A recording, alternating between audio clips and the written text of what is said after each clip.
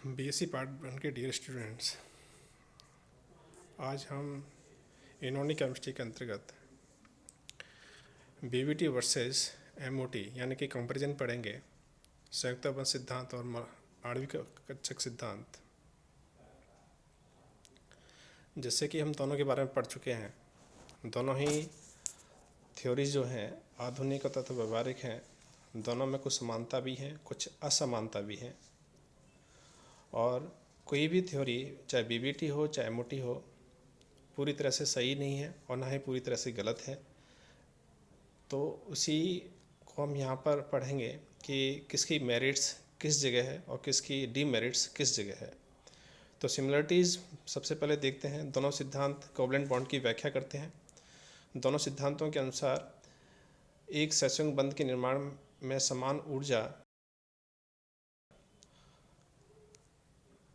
परमाणु कक्षक अध्यापन करते हैं। समान सममिति वाले परमाणु कक्षक अध्यापन करते हैं। दोनों ही सिद्धांत ये कहते हैं कि यह सहसंयोजक बंध बनने के बाद जो इलेक्ट्रॉन है वो दोनों ही परमाणुओं की नाभिकों के बीच में स्थित होते हैं। और दोनों सिद्धांत के अनुसार सहसंयोजक बंध में दिशात्मक गुण पाए जाते हैं, डायरेक्टिव प्रॉपर्टीज़ पाई जाती हैं, जैसा कि हम पहले बता चुके हैं करते हैं। तो ये तो हुई सिमिलरिटीज़। नंबर 1 कोवलेंट बॉन्ड की व्याख्या। नंबर 2 जो समान ऊर्जा तथा समान सममिति के परमाणु कक्षक के अध्यापन में भाग लेते हैं। तीसरा है सहसंयोजक बंध बनने में दोनों परमाणुओं के न्यूक्लियस के बीच में बंधी इलेक्ट्रॉन रहते हैं। और चौथा है इनमें कोवलेंट बॉन्ड पाए जाते हैं और डायरेक्शनल प्रॉपर्टी पाई जाती हैं इन बॉन्ड्स में। दोनों ही सिद्धांत ये व्याख्या करते हैं, लेकिन इनके अलावा कुछ डिससिमिलरिटीज़ हैं, असमानता है। वो कौन सी हैं उनको हम एक के बाद बताते हैं। अनुसार दो परमाणु के संयुक्त कोश के परमाणु कक्षक एलसीओ मेथड यानी कि रेखीय परमाणु कक्षक रेखीय संयोजन विधि द्वारा आणविक कक्षकों का निर्माण करते हैं। जबकि बीवीटी में जो परमाणु कक्षक भाग लेते हैं उनमें एक एक अनपेयर इलेक्ट्रॉन होते हैं, वो जाकर के अध्यापन में भाग लेते हैं। तो दोनों में अंतर है कि वहाँ पे तो लीनियर कम्बिनेशन होता है एमओटी के अंतर्गत, तो जबकि बीवीटी में दो परमाणु में दोनों परमाणु के परमाणु कक्षक में एक एक अनपेयर इलेक्ट्रॉन होना आवश्यक है और इस संयुक्त कोश के ही भाग लेते हैं। दूसरा डिफरेंस यही है कि एमओटी के अनुसार दो परमाणु कक्षक संयुक्त होकर के आणविक कक्षक का निर्माण करते हैं और वो अपनी पहचान खो देते हैं, यानी कि आइडेंटिटी खो देते हैं। जबकि बीवीटी के अंतर्गत संयुक्त कोश के कक्षक ही भाग लेते हैं और वो अपनी आइडेंटिटी बनाए रखते हैं। इसी कारण से एमओटी के अनुसार बनने वाले आणविक कक्षक बहुत केंद्रीय होते हैं, मल्टीसेंट्रिक या पॉलीसेंट्रिक होते हैं, यानी कि उनमें जो बॉन्ड बनेगा वो दो परमाणुओं के न्यूक्लियस के बीच में ना बन करके दो से अधिक परमाणुओं के न्यूक्लियस के बीच में भी बन सकता है। इस कारण से इनको पॉलीसेंट्रिक कहा जाता है। जबकि बीवीटी में जो बॉन्ड बनता है वो मोनोसेंट्रिक होता है या बाइसेंट्रिक होता है। नंबर 4 जो है बीवीटी के समझने की दृष्टि से आसान है, क्योंकि संयुक्त कोश के कक्षक ही उसमें भाग लेते हैं और एमओटी में आंतरिक कक्षक भी भाग लेते हैं। अतः उनकी गणना और मैथमेटिक क्वांटिटेटिवली जो है देखते हैं तो वो काफ़ी जटिल और कठिन हो जाती है एमओटी के अंतर्गत, क्योंकि उसमें बहुत सारे परमाणु कक्षक भाग लेते हैं तो उनकी गणना कठिन है। और यहाँ पर बीवीटी के अंतर्गत क्वालिटेटिवली है, क्योंकि संयुक्त कोश के कक्षक भाग लेते हैं, उनके बीच में ही अध्यापन होता है। तो इस तरह से इनमें डिससिमिलरिटीज़ हैं। लेकिन यदि हम इनकी तुलना करें कि कौन श्रेष्ठ है बीवीटी और एमओटी में, तो हम इन आंकड़ों के आधार पर बता सकते हैं कि एमओटी कहीं ज़्यादा श्रेष्ठ है बीवीटी की तुलना में। तो वो कौन सा है? नंबर 1 से बीवीटी के अकॉर्डिंग जो बॉन्ड बनता है, कोवलेंट बॉन्ड बनता है, वो लोकलाइज्ड होता है, जबकि एमओटी के अंतर्गत जो बॉन्ड बनता है वो डीलोकलाइज्ड होते हैं, यानी कि इलेक्ट्रॉनों का स्थानीकरण एक जगह से दूसरी जगह होता रहता है। ये एमओटी कहता है, जो कि अधिक व्यवहारिक है और हमें देखने को मिलता है। तो इस तरह से एमओटी कहीं श्रेष्ठ है बीवीटी की तुलना में। दूसरा क्या है, एमओटी के अनुसार किसी सरलतम अणु में भी एक से अधिक परमाणु आणविक कक्षक होते हैं जिनकी निश्चित ऊर्जा होती है और अणुओं में ये सभी कक्षक भरे हुए नहीं होते उच्चतर ऊर्जा वाले रिक्त कक्षक अवश्य बने रहते हैं।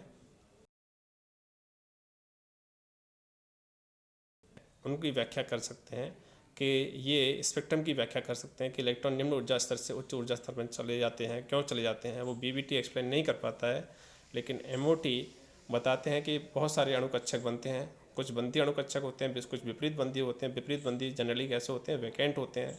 तो इलेक्ट्रॉन निम्न अणुकक्षकों से उच्च ऊर्जा वाले अणुकक्षकों में चले जाते हैं, जिससे कि ऊर्जा का अवशोषण होता है और ये स्पेक्ट्रा की व्याख्या करते हैं। तो इस तरह से एनर्जी लेवल डायग्राम के आधार पर हम स्पेक्ट्रा की व्याख्या कर सकते हैं।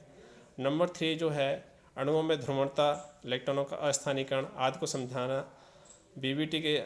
बीबीटी में अनुनाद का सहारा लेना पड़ता है, जबकि एमओटी में डीलोकलाइजेशन होते ही समझा देते हैं, आसानी रहती है समझाने में डीलोकलाइजेशन को, जबकि उसमें रेजोनेंस का और ध्रुवणता का स्थानीकरण का हम सहारा लेते हैं।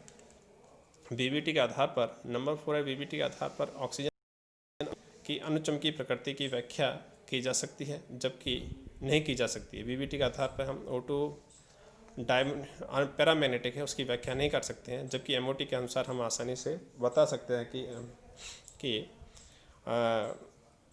O2 मॉलिक्यूल यानी कि ऑक्सीजन अणु अनुचुंबकीय प्रकृति रखता है। नंबर 5 ऑक्सीजन अणु उसका धनायन O2+ और उसका ऋणायन O2- यानी कि सुपर ऑक्साइड के स्थायित्व, बंध लंबाई आदि की व्याख्या एमओटी के आधार पर कर सकते हैं। उनके तुलनात्मक स्थायित्व की व्याख्या कर सकते हैं, उनके बॉन्ड ऑर्डर की व्याख्या कर सकते हैं, उनके बॉन्ड लेंथ की व्याख्या कर सकते हैं, जबकि बीबीटी के द्वारा व्याख्या नहीं कर सकते। सम इलेक्ट्रॉनिक अणु जैसे कि N2CO के स्थायित्व बंध क्रम की व्याख्या एमओटी के आधार पर संभव है, बीबीटी के आधार पर संभव नहीं है। ऐसे ही नाइट्रिक ऑक्साइड, नाइट्रोसिलियम आयन, NO+ और NO- आदि के स्थायित्व के बंध क्रम की व्याख्या एमओटी के आधार पर संभव है। और कुछ और इलेक्ट्रॉन वाले जो अणु हैं जैसे कि H2+, O2+ आदि की एमओटी की व्याख्या कर सकते हैं, एमओटी के आधार पर व्याख्या कर सकते हैं, बीबीटी के आधार पर नहीं कर सकते। तो इस तरह से हम कह सकते हैं कि ये एमओटी कहीं ज़्यादा श्रेष्ठ है बीबीटी की तुलना में, और उसके द्वारा जो रिजल्ट मिलते हैं वो कहीं अधिक सटीक है। इसी तरह से हम बॉन्डिंग को समझाना चाहें तो इस तरह की बॉन्डिंग जो होती है, इलेक्ट्रॉन न्यून अणु होते हैं, इलेक्ट्रॉन डेफिशिएंट मॉलिक्यूल। तो इलेक्ट्रॉन डेफिशिएंट मॉलिक्यूल में जो बॉन्डिंग पाई जाती है उनकी व्याख्या हम बीबीटी आधार पर नहीं कर सकते हैं, और उनकी व्याख्या के लिए हम एमओटी का सहारा लेते हैं। तो एमओटी के आधार पर हम उनकी व्याख्या आसानी से कर देते हैं। तो यहाँ पर एक एग्जांपल दे रखा है इलेक्ट्रॉन डेफिशिएंट मॉलिक्यूल के लिए, बोरान, डाइबोरेन। तो हम जानते हैं कि बोरान हाइड्राइड BH3 किस फॉर्म में रहता है, डाइमर के फॉर्म में रहता है, B2S6, और ये मॉलिक्यूल कैसा है, इलेक्ट्रॉन डेफिशिएंट है। और ये इलेक्ट्रॉन डेफिशिएंट मॉलिक्यूल हम उनको कहते हैं जिनकी केंद्रीय परमाणु का अष्टक पूर्ण नहीं होता है। तो यहाँ पर बोरान हाइड्राइड में BH3 में बोरान का जो केंद्रीय परमाणु है उसका ऑक्टेट कंप्लीट नहीं है, उसके आउटर सेल में 6 इलेक्ट्रॉन है जो कि बंधी इलेक्ट्रॉन है, जबकि 8 होने चाहिए। तो उनकी व्याख्या, इस मॉलिक्यूल की स्थायित्व की व्याख्या हम बीबीटी के आधार पर नहीं कर सकते हैं, एमओटी के आधार पर कर सकते हैं। तो इस तरह से B2S6 की जो इलेक्ट्रॉन डेफिशिएंट मॉलिक्यूल है और या इस तरह की मॉलिक्यूल है, उनकी व्याख्या हम एमओटी के आधार पर करते हैं। और जैसा कि हम बता चुके हैं कि यहाँ पर जो बॉन्ड बनता है ज़रूरी नहीं कि बाइसेंट्रिक हो, 2 परमाणु के बीच में ही बने, 2 से अधिक परमाणु के बीच में भी एक बॉन्ड बन सकता है। और इसी तरह का यहाँ पे जो बॉन्ड बनता है वो है 3C2E बॉन्ड, यानी कि 3 सेंटर भाग लेते हैं और दो यहाँ पर इलेक्ट्रॉन भाग लेते हैं। तो इस तरह से यहाँ पर जो है ये बॉन्ड बनता है। तो ये बॉन्ड यहाँ पे बता रखा है कि जो टर्मिनल बॉन्ड होते हैं, टर्मिनल बॉन्ड ये हाइड्रोजन इस तरह के हैं, ये टर्मिनल बॉन्ड बनाते हैं, इनको हम टर्मिनल बॉन्ड कहते हैं। तो यहाँ पे 4 टर्मिनल बॉन्ड हैं जो कि BH बॉन्ड है। कौन से हैं, BH बॉन्ड है, बोरान हाइड्रोजन के बीच में बॉन्ड है, वो 4 हैं, और इनको हम कहते हैं टर्मिनल बॉन्ड, सिरे के बॉन्ड। जबकि अन्य जो बॉन्ड हैं, जो 2 हाइड्रोजन BH बॉन्ड पाए जाते हैं, वो है इस तरह का बॉन्ड और इस तरह का। तो यहाँ पर जो बॉन्ड बनता है ये ऊपर और नीचे जो हमने लाइन के द्वारा दिखा रखा है, तो ये बॉन्ड बनता है, ये बॉन्ड है 3C2E बॉन्ड। इसकी व्याख्या हम 3C2E बॉन्ड की व्याख्या BBT के आधार पर नहीं कर सकते हैं, जबकि MOT के आधार पर हम आसानी से कर सकते हैं। तो यहाँ पर बोरॉन के आउटर सेल में जो बोरॉन का इलेक्ट्रॉनिक विन्यास होता है 1s2 2s2 2p2, और इसके पास 2 ही अनपेयर इलेक्ट्रॉन है। तो यहाँ पे 2 अनपेयर इलेक्ट्रॉन होने की वजह से अब बोरॉन में एक ही अनपेयर इलेक्ट्रॉन है, लेकिन यहाँ पे 3 बॉन्ड बना रहा है, ये 4 बॉन्ड बना रहा है कह सकते हैं। तो यहाँ पर एक इलेक्ट्रॉन एक्साइटेड होकर के 2s से 2p में चला जाता है। तो इसका एक्साइटेड स्टेट में इलेक्ट्रॉनिक विन्यास होगा बोरॉन का, वो है 1s2 2s1 2px1 2py1 2pz0।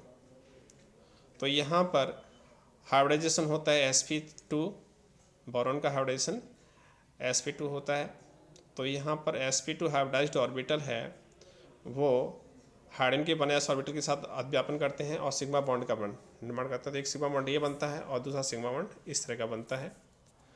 और जबकि एक sp2 हाइब्रिडाइज्ड ऑर्बिटल जिसमें एक अनपेयर इलेक्ट्रॉन है, वो क्या करता है,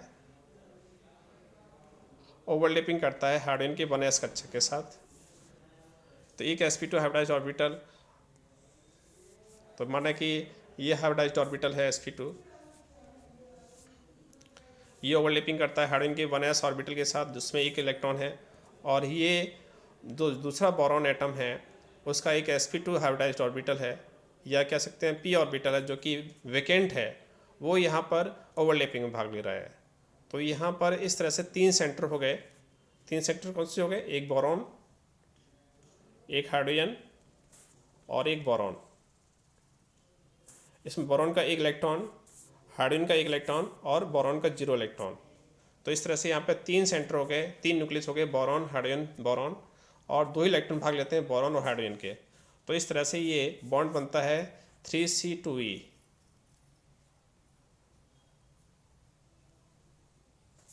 3C2E बॉन्ड बनता है, और इस तरह के बॉन्ड को हम इस तरह से यहाँ पे दर्शा सकते हैं। इसको हम बनाना बॉन्ड भी कहते हैं क्योंकि बनाना की शेप में होता है ये, और इसमें हाइड्रोजन इस तरह से यहाँ पे पाया जाता है। और इसी तरह से यहाँ पर भी ये बोरॉन, इसका एक इलेक्ट्रॉन इस बोरॉन का, और दूसरे हाइड्रोजन का एक इलेक्ट्रॉन, और इस बोरॉन का 0 इलेक्ट्रॉन यहाँ पर वापस से 3C2E बॉन्ड बनाते हैं, और ये इस तरह से बनाना बॉन्ड बनाते हैं। तो ये जो बॉन्ड बनता है ये बॉन्ड कहलाता है बनाना बॉन्ड कहलाता है, और हम इसको ब्रिज बॉन्ड भी बोलते हैं क्योंकि ये ब्रिज दोनों ही परमाणुओं का ब्रिज का कार्य करता है। जैसे कि यहाँ पे दिखा रखा है, ये ब्रिज है और ये भी ब्रिज है, तो इस तरह से यहाँ पे ब्रिज का कार्य करता है। तो इनको ब्रिज बॉन्ड, सेतु बंध भी कहते हैं उनको हम। इस तरह से ये जो बोरॉन है B2S6 के फॉर्म में स्टेबल होते हैं, और इस तरह से इसकी संरचना को हम एक्सप्लेन करते हैं कि ये B2S6 के फॉर्म में क्यों पाया जाता है, क्यों स्थायी है। तो इस तरह से हम यहाँ पर डाइबोरेन के स्ट्रक्चर को MOT के आधार पर आसानी से समझा सकते हैं, BBT के आधार पर नहीं समझा सकते। इसी तरह से और भी मॉलिक्यूल हैं, जैसे मिथाइल लिथियम मॉलिक्यूल है जो कि टेट्रामर के रूप में पाया जाता है, चतुष्लक के रूप में पाया जाता है। उसकी व्याख्या भी हम 3C2E बॉन्ड के द्वारा करेंगे जो कि S ब्लॉक एलिमेंट के अंतर्गत पढ़ेंगे। तो थैंक यू फॉर लिसनिंग, और नेक्स्ट अगले टाइम बताएंगे